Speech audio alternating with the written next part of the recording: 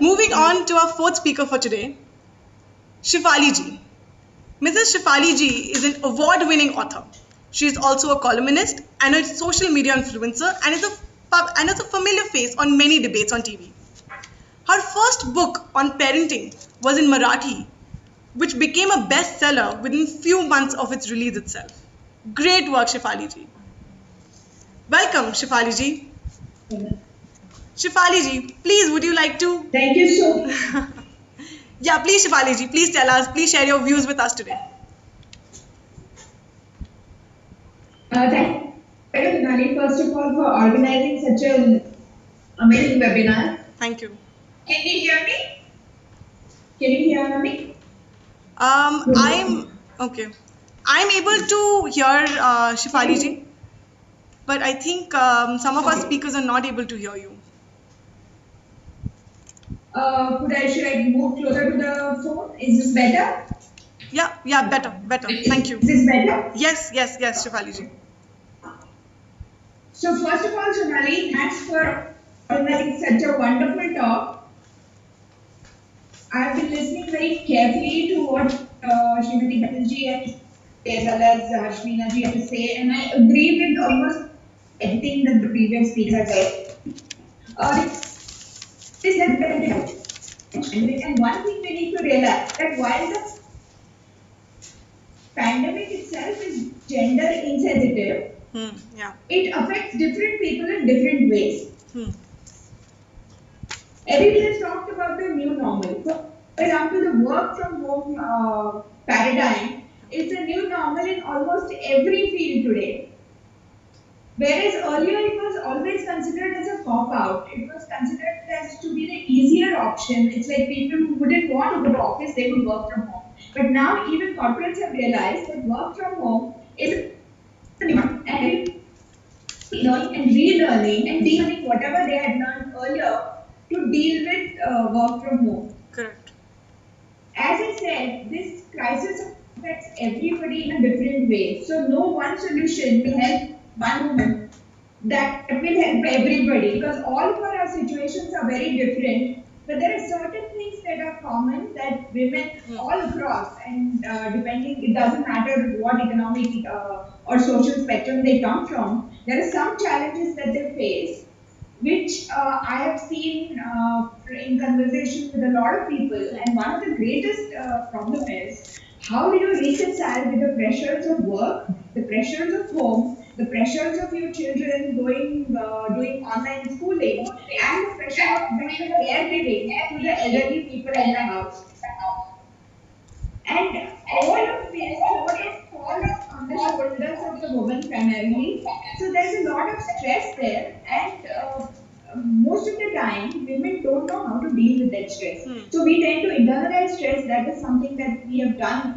Women in general tend to keep their needs at the back burner always. But now because of COVID, it's happening more and more. And that is something that's really worrying me. As the doctor has pointed out, that the level of stress in women is increasing. And we have seen all over the world, there are cases of domestic abuse because women are forced to be in the same physical space with their abusers, which earlier probably, they had a little bit of respite and they would go to work. Their spouses or whoever was their abuser, they would go to work. But now that situation is not there. So it's a real challenge. So how do you deal with it? I have three teenagers at home. So while teaching them, I realized that mnemonics really help. So I have this mantra, which is called She Rocks. SHEROCKS. So how do you deal with this crisis? This is something that I have figured out, and I have developed it over trial and error. First thing is S stands for self-reliance. We have realized that thanks to COVID, a lot of outside help has stopped coming. Your groceries are no longer available. It's increasingly difficult because our lives were so dependent on other people that suddenly to deal with everything on your own is becoming very difficult. So we have to learn how to be self-reliant, and by self-reliant I mean try to minimize your wants as much as possible and try to deal with whatever stuff that you can deal with by yourself and include all your family members as well into it. So everybody is self-reliant, everybody is doing their own chores without being told to, that reduces the strain and stress on the woman, and it just becomes easier to deal with. Yeah. So first S is self-reliance, second is H in she. The H stands for health. We all know that this crisis has affected all of us in profoundly different ways. So help matters a lot when you both offer help and when you ask for help. Now you might ask me that my first point was self-reliance. So how can you say self-reliant and ask for help? My point is, you try to be self-reliant as much as possible, but there are situations where you are going to need help, and other people cannot read your minds. So if you need help, even if it is in a very small thing like teaching the children, for example, or taking care of the elderly people in their house or getting medicines for them, you can always ask for help, because most of the time people do not read our minds and we feel that we are doing everything ourselves and nobody understands us. If we pointedly and ask for help from the children, from the spouse, from the other people, usually I've seen in my experience that it is available. So ask for help, equally important, offer help. Yeah. Because there are a lot of people who would need help, your domestic help, even other people who work for you, your friends who might be going through crisis, your colleagues, even other people, the migrant laborers, whoever needs the help, all you need to do is to make a call and to ask, do you need any help pointedly? There are elderly people who may be in your neighborhood who are living on their own. They might need some help in getting groceries or whatever. So you should both offer and ask help. Third, it comes to E. E is basically making sure that you have a lot of energy, because all this work is exhausting, this mental and physical pressure on you. So you need to do something that will help you feel energized and to ensure that everybody around you is also energized. That means thinking positively, exercising, meditation, listening to music, whatever it is, just do it. Right. So that takes care of she. And now I come to the second mantra, which is she rocks.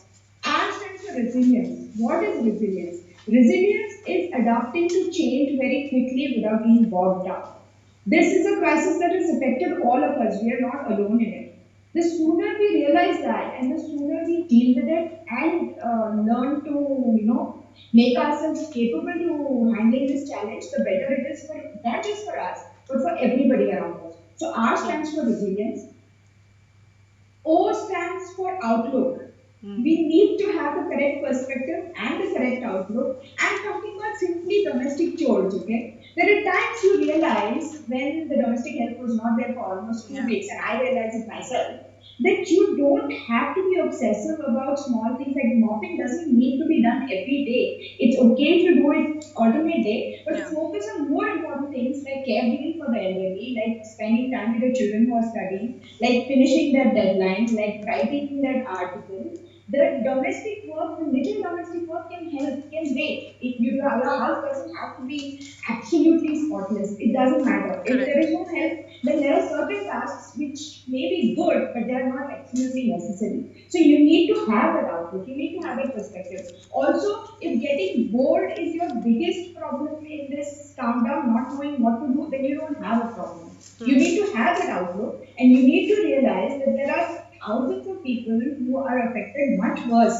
than you in this countdown. And I'm not just talking about this from the female perspective or the male perspective. Every one of us needs to realize that we have a lot of positives on our side, so focus on the positives and have the correct outlook. C stands for what Hasbina ji had said, collaborate.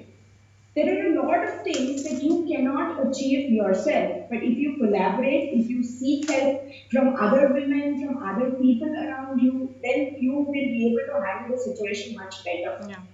K is for knowledge. Know that you're not alone in this, and that this too shall pass.